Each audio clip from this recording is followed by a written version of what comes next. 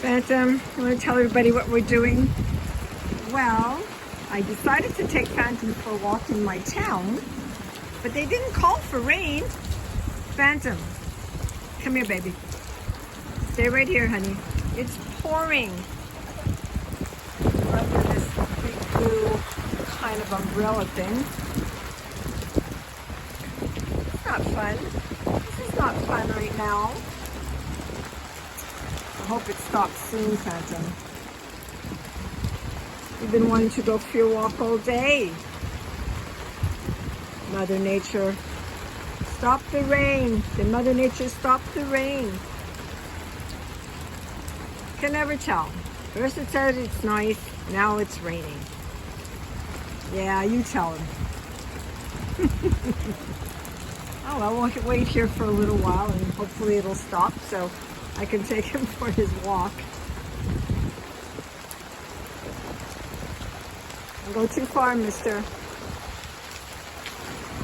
You're right by our parish.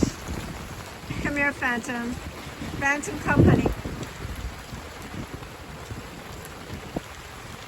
You don't want to come? You're standing in the rain?